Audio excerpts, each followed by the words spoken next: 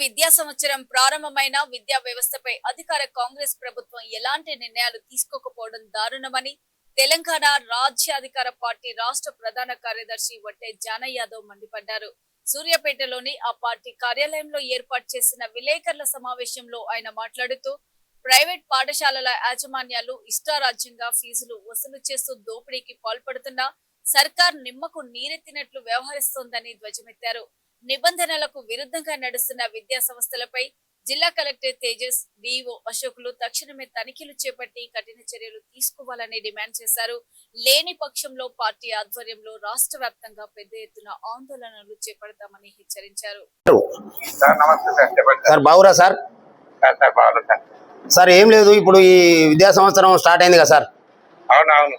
అయితే ఇక్కడ అన్ని అంటే దాదాపు ఇక్కడ 70-75 స్కూళ్ళు ఉన్నాయి. మా పిల్లలందరూ కూడా చూసి వచ్చారు. ఎక్కడ కూడా ఏదైతే మనకు రైట్ టు ఎడ్యుకేషన్ సంబంధించింది కావచ్చు, ఇంకోటి కావచ్చు, ఇక్కడ ఇచ్చిన మీ జీవో 22 తెలంగాణ ప్రభుత్వం ఇచ్చిన దాని ప్రకారం ఎక్కడ కూడా నామ్స్ వాళ్ళు ఫాలో అవుతున్నట్టుగా మా దృష్టికి రాలేదు సార్. సరే, అది ప్రైవేట్ స్కూల్లో సార్.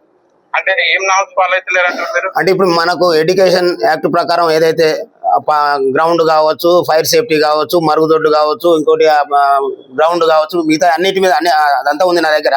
నేను వాటిని ఉన్నాయి సార్ వాళ్ళకు. అంటే ఇప్పుడు మ్యాక్సిమం టౌన్ వల్ల గ్రౌండ్ లేకపోతే ఇండోర్ గేమ్స్ ఏర్పాటు చేసుకుంటారు సార్. నేను ఏమంటున్నా ఉంటే సంతోషము, లేకపోని లేని ఎటువంటి ఏమన్నా ఉంటే వాళ్ళకు సజెషన్ చేయండి.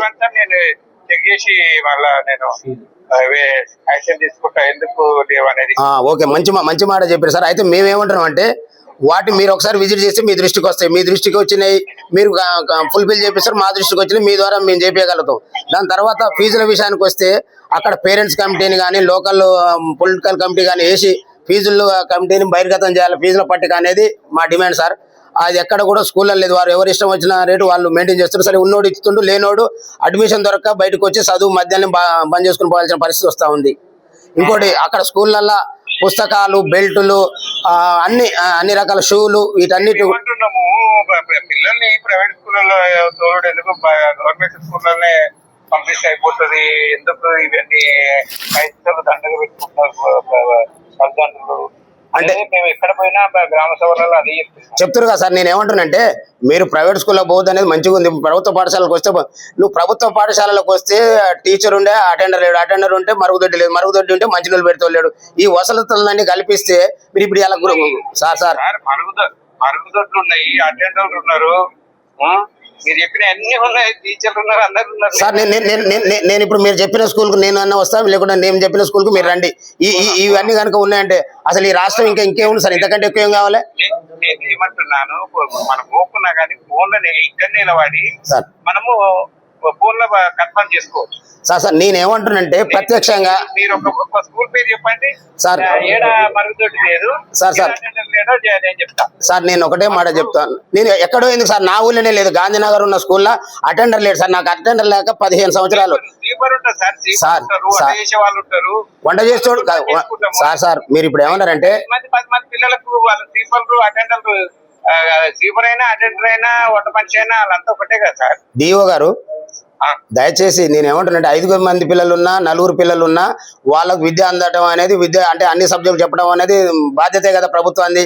నేను కాదంటున్నాను. అది మీరేమంటారంటే నేను ఇప్పుడు స్కూల్లో అటెండర్ లేడు సార్ అనగానే వంట చేస్తాం అటెండర్ పని ఎట్లా చేస్తారు సార్? ఇప్పుడు మీరు డిఓ సార్ మీరు డిఓగా ఉండి ఏదైనా స్కూల్ పోయి చెప్పారంటే రోజు చెప్తారు, ఏదో ఒక రోజు పోయి చెప్పగలుగుతారు. కానీ ఆ స్వీపర్లను పెట్టేది, అటెండర్లను పెట్టేది మీ బాధ్యత కాదు సార్. కానీ మీరు ప్రభుత్వంలో ఇప్పుడు మీరు అధికారిక డిఓ ఉన్నారు కాబట్టి మిమ్మల్ని అడుగుతున్నాం. కానీ ప్రభుత్వం చేసే పని నేను చేస్తానట్టుగా మీరు అనకండి. ఎందుకంటే మీరు అంటే కూడా చేయలేరు కాబట్టి ఉన్నా లేకున్నా లేని వాటికి ఏ రకంగా మనం కోఆపరేట్ చేయాలి ఆ స్కూళ్ళకి అనేది మీరు మీ దృష్టిలో ఉంటే మీరు ఒకసారి విజిట్ చేస్తే ప్రైవేట్ పాఠశాలలో కూడా భయం ఉంటుంది.